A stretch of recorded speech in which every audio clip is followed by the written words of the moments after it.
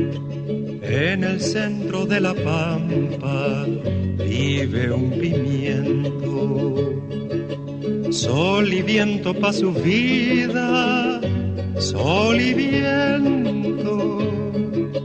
Sol y viento pa' su vida, sol y viento. Hello, I am Patrick Barnard. Welcome to the 122nd edition of the Pimento Report.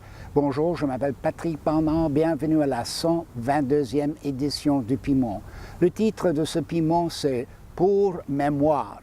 The title of this Pimento Report is For the Record. It is Friday, August 25th, 2017. At the beginning of this week, on Monday, August 21st, there was a very important meeting of Montreal's City Council. Very significant questions were raised about nature, about transport. The members of the Coderre administration betrayed an irritability, even a petulance that hints at the deeper fault lines that may very well come up in the impending Montreal City election this autumn. Alors, le titre de ce piment, c'est Pour mémoire. On va faire un record, on va faire un reportage sur les questions qui étaient soulevées au Conseil de la Ville le 21 août 2017. C'était très important. On était capable de voir quelque chose dans les questions et dans les réponses. So let's listen first in English, then in French, to these interchanges at Montreal's City Council. Madame Alison Hackney. Bonsoir, madame. Bonsoir. Bonsoir. Allez-y, je vous écoute. Ma question s'adresse à M. Russell Koopman. We recently learned that one of the promoters hoping to develop residential properties in the Al-Salon corridor was a major contributor to your party while you were a Liberal MNA. We would like to know why, in the last 4 years, as a municipal councillor and member of the executive, while you were vigorously promoting the housing development which will destroy an exceptional area of biodiversity in Pierrefonds West, we'd like to know why you have not disclosed your financial ties, or at least the appearance of financial ties and conflict of interest with Norcom Holdings, owners of land in the Al-Salon corridor, who are seeking a zoning change. The question. Mr. Mayor. Monsieur le Président, je trouve extrêmement regrettable qu'on fasse des procès d'intention ici. Lorsque un collègue est à un autre niveau de gouvernement, il y a des lois électorales et tout est fait de façon très transparente et claire. On a des lois sur le financement des partis politiques. Mais là, qu'on commence à faire des procès d'intention et dire parce que, donc, ça ne marchera pas, parce que, je pense qu'on va beaucoup trop loin et on respecte les questions, mais je pense qu'il faut aussi respecter l'intégrité exceptionnelle de M. Russell Koopman.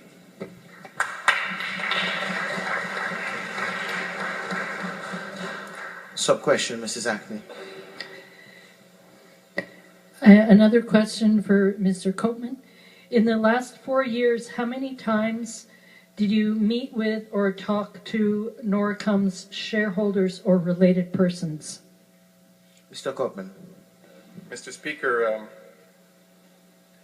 I find the suggestion odious that because someone associated with a promoter might have made a contribution to the Quebec Liberal Party, which over its history has received thousands upon thousands of donations from individuals. The suggestion is odious that I would act in favor of the interests of that promoter because of some vague donation that they have made to the Quebec Liberal Party is, and I repeat, odious. I have never solicited money from any of the promoters in the Pierrefonds West development. To my knowledge, when I was an MNA, I never received money from any of those individuals. And to suggest that that person might have made a donation to the Quebec Liberal Party and then suggest that I would react in some way unethically or immorally because of that. In almost 20 years of public life, Mr. Speaker, I have never been accused of unethical behavior. And it's this, as we would say in French, procès d'intention is perfectly, frankly, odious. Prochaine intervenante, Madame Marie-Claire Mayeres.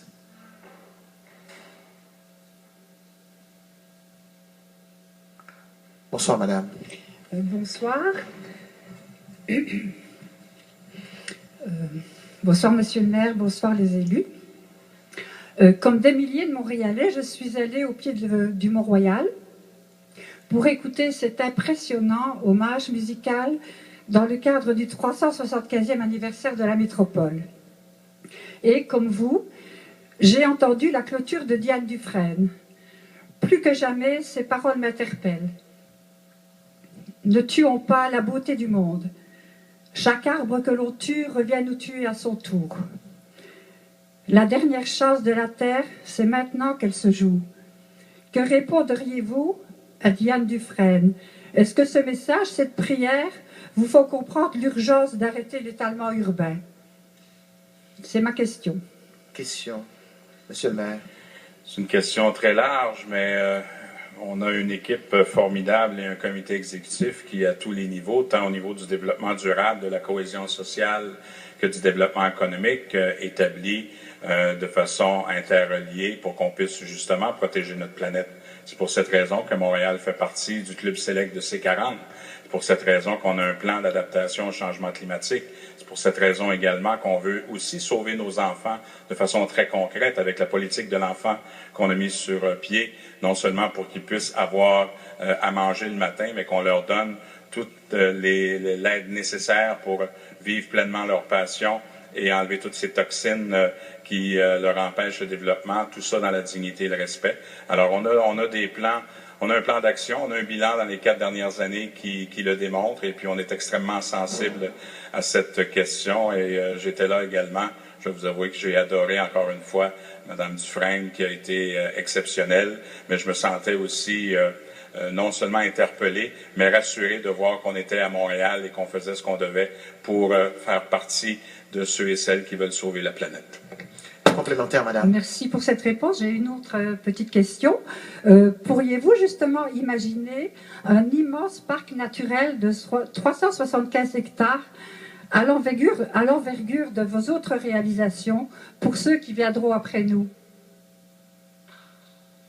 Monsieur Ménard.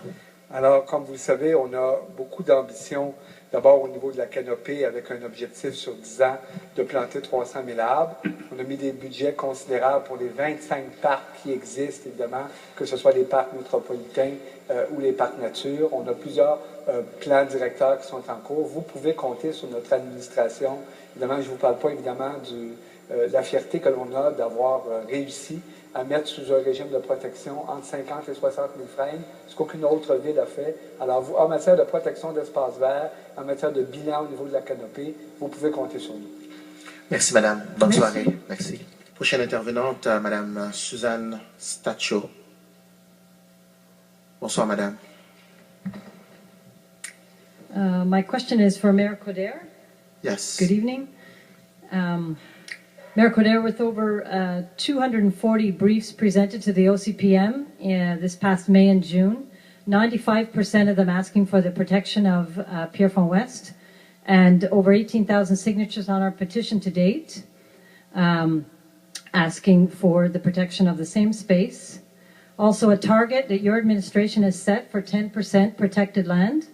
When will you begin to consider a park in that area as opposed to more urban sprawl? Question. Mr. Copeland.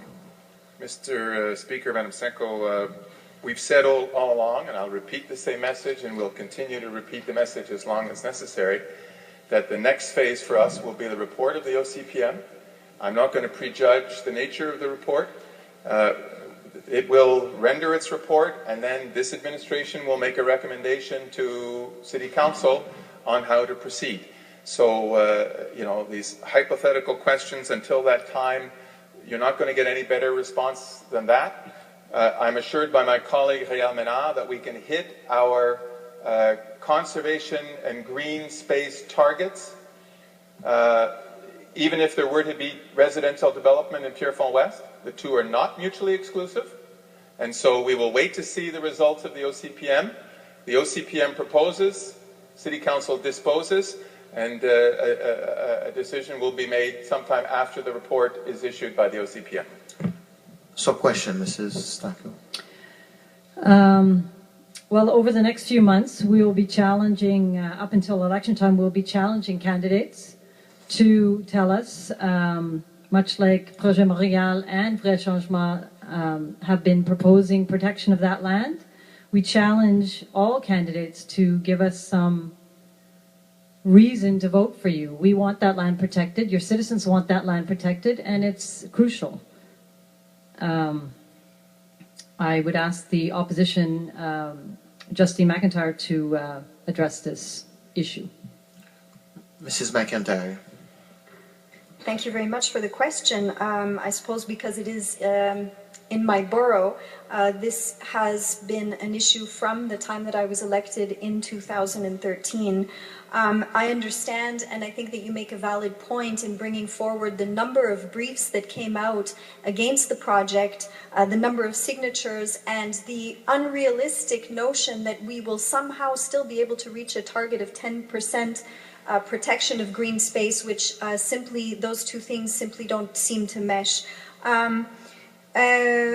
With the overwhelming number of briefs, with the overwhelming number of signatures, I think that we can see that there is clearly willpower on the part of the citizens to see that piece of land preserved.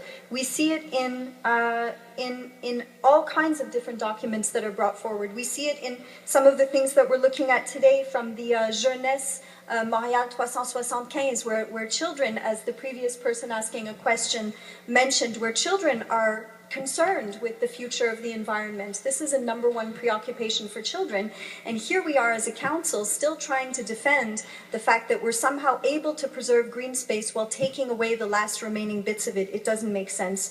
So yes, my party has proposed, we were one of those briefs that were submitted to the OCPM proposing that that space, because it is one of the few remaining virgin green spaces on the island of Montreal, be preserved. I hope that the conclusion of the Office of Public Consultation will be in the same direction. Thank you. Thanks for your question. Thank you.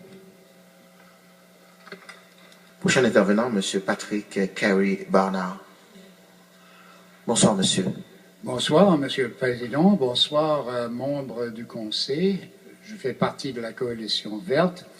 La question s'adresse au maire Coderre. Pendant les mois d'été, cet été, plusieurs opinions importantes sont apparues dans nos journaux ici à Montréal. Par exemple, le 29 juin, dans Le Devoir, avec comme co-auteur Monsieur Carl Méron de la Fondation David Suzuki, et le titre de cette opinion, c'était « L'adaptation au changement climatique passe par les infrastructures naturelles ». Puis un peu plus tard, encore dans Le Devoir, une opinion avec le titre « Il est temps d'agir, nos espaces naturels disparaissent ». C'était signé par Sue Stacco du comité de Sauvons L'Anse-à-L'Homme et aussi de Sylvia Ollimark de la Coalition verte. Finalement, à la fin de la semaine dernière, il y avait quelque chose vraiment frappant dans la Gazette signée par Shlomi Perro avec le titre, je veux le lire parce que c'est intéressant, « Let's make Montreal a sanctuary city for nature ». Et la question, M. Barnard? Oui, j'arrive. D'accord. Coderre administration is failing to protect biodiversity. A-t-on lu ces articles? L'administration Coderre est-elle consciente de ce qu'on appelle maintenant sa faillite environnementale? Question, M. Ménard. Non seulement je lis les journaux et les articles, mais il m'arrive même les vidéos que vous avez la gentillesse de nous envoyer là, par courriel, on en prend également connaissance concernant la falaise Saint-Jacques. Permettez-moi, et j'espère qu'on aura l'occasion d'en discuter plus en profondeur, mais je vous rappelle là, que depuis au moins un an, nous avons, dans nos schémas de l'aménagement, dans nos politiques publiques, pris le pari très audacieux de passer de 6 d'espaces verts protégés à 10 Et je vais vous dire, là, on n'en est pas dans la spéculation, je vais vous dire exactement comment on va y arriver. Alors, on va protéger 631,9 hectares additionnels, 1,3 par l'agrandissement de parcs et la création de nouveaux parcs. Le paysage humanisé, 2,1 de notre objectif, 1075 hectares. Protection des mosaïques des milieux naturels, on a prévu 192 hectares additionnels à protéger. Gestion écologique des parcs locaux, 181 hectares additionnels. Gestion écologique des terrains privés et institutions, 258,7 hectares. Nous avons 2 règlements d'emprunt qui nous amènent à avoir, dans un premier temps, 24 millions et 6 millions. Jamais une administration, et j'espère que vous allez me poser une deuxième question sur combien on a protégé d'hectares depuis qu'on est arrivé, ça va me faire plaisir d'y répondre. Jamais une administration n'aura été aussi verte que la nôtre. Merci pour la réponse. Question complémentaire. Merci pour la réponse. J'aimerais savoir la réaction de l'opposition et peut-être Mme McIntyre face à ce bilan qu'on a. Question, Mme McIntyre. I beg to differ that jamais une administration a été aussi verte. Never say never, first of all. In politics, we never say never, but I would beg to differ that there's never been a greener administration. I think that there's a lot of greening that still needs to be done. Mr. Barnard, you propose that Montreal be a sanctuary city for biodiversity. I think this is a wonderful idea. I do think that there are many different issues that we're looking at when we talk about green space. Of course, we can talk about future generations and the desire to preserve the planet and leave it a better place than it was when we got here. I think we can talk about biodiversity as well and the importance of protecting and preserving the biodiversity that's remaining on the island of Montreal. But I do think that there's a third point, and you touched on it when you spoke about the article that was published in Le Devoir, and that's resilience to climate change. So as we know, green spaces are not only a sanctuary for wildlife and a sanctuary for humanity itself, they also play an important role of infrastructure in protecting and acting as a buffer in the period that we're now living in, which is a period of climate change. So despite the arithmetic of hectares that has been put together for us by Monsieur Ménard, I think that when you add it up, it does not add to 10% of the territory of Montreal. And we need to, if we're going to hit that target, we need to look at the big pieces of remaining land, such as the one in Pierrefonds-Ouest. Thank you for your question. Thank you, Mr. Patrick. Merci beaucoup. Bonsoir. Thank you. Merci. Prochain intervenant, M. Maxime Arnoldi. Bonsoir, monsieur. Oui, bonsoir, Monsieur le Président.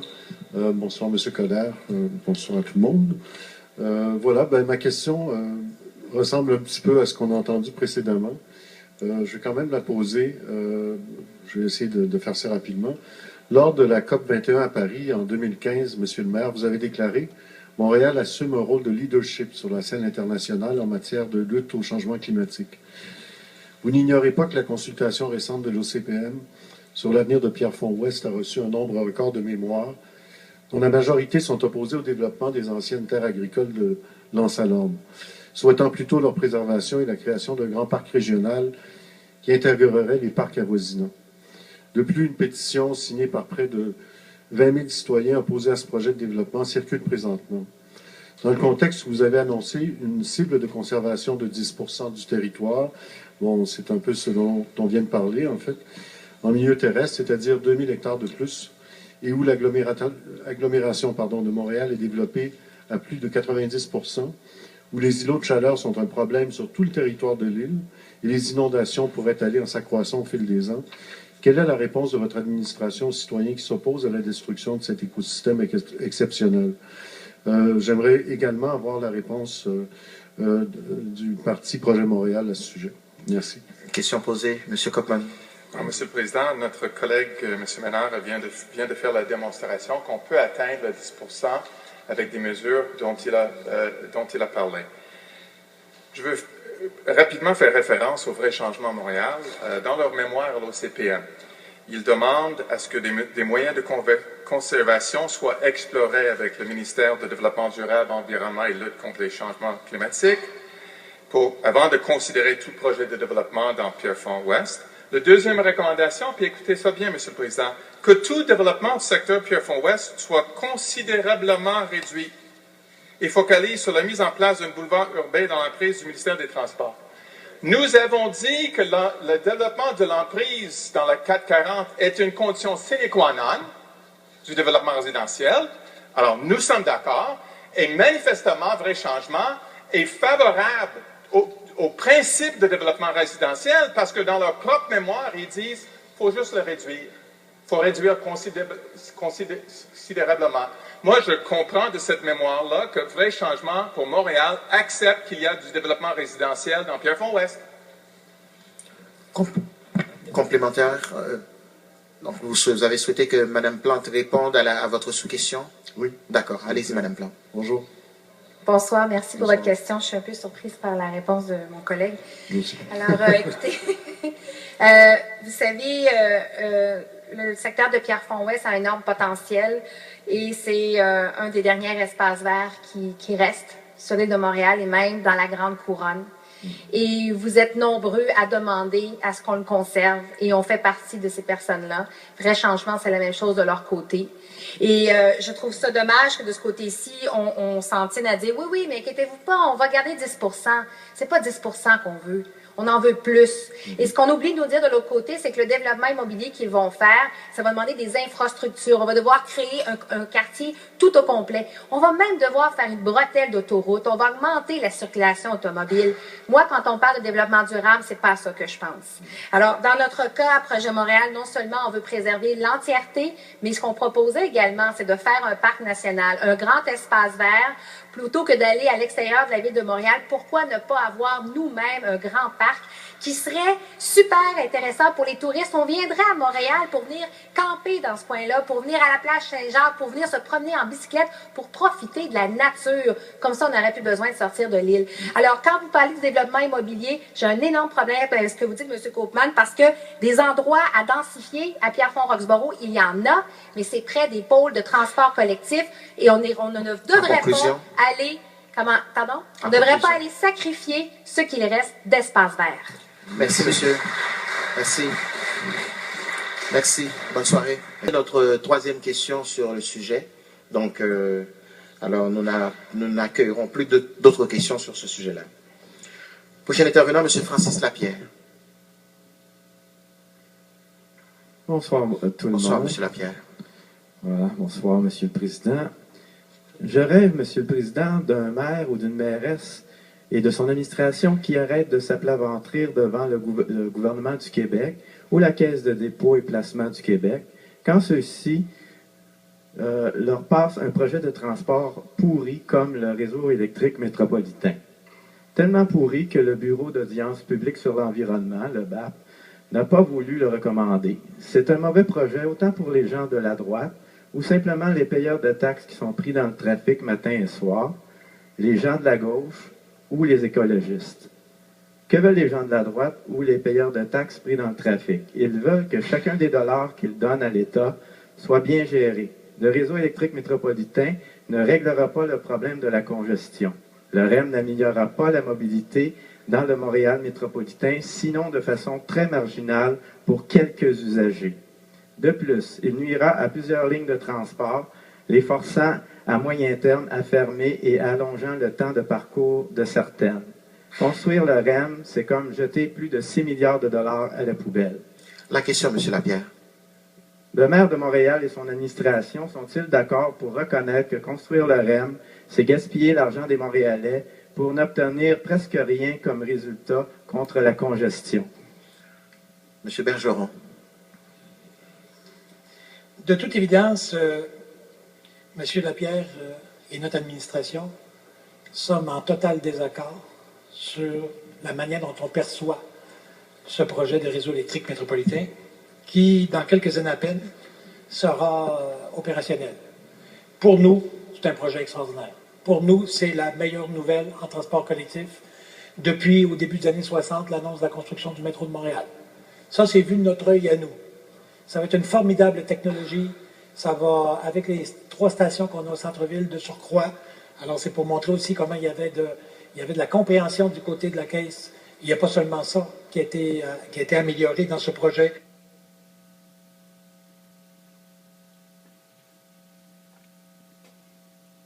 Monsieur Lapierre, alors continuez à tenir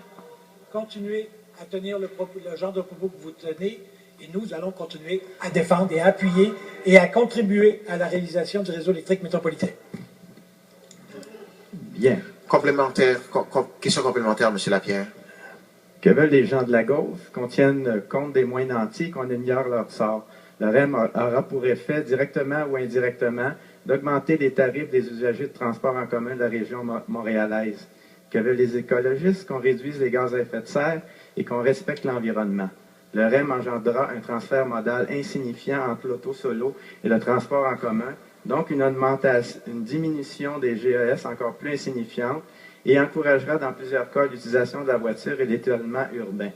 De plus, une grande quantité de béton sera utilisée, engendrant là aussi des GES. La question, M. Lapierre. Le maire de Montréal et son administration sont-ils d'accord pour reconnaître que construire le REM, c'est détériorer le sort des moins nantis par des augmentations de tarifs et détériorer l'environnement par la même occasion? M. Bergeron. Merci, M. le Président. M. Lapierre, si j'avais devant moi quelqu'un qui, de bonne foi, voulait qu'on discute chacun des éléments, je pourrais prendre un grand plaisir à passer 1 heure en discuter avec cette personne. Mais votre idée est tellement faite, puis elle est tellement à l'opposé du sens commun, suivant les propos que vous venez de tenir, que ça ne vaut même pas la peine de répondre. Alors, continuez à penser ce que vous pensez du REM, continuez à le diffuser. Nous, on va continuer à faire notre travail. Moi, je suis fier de travailler dans ma modeste partie à la réalisation du REM. Merci, monsieur. Bonne soirée.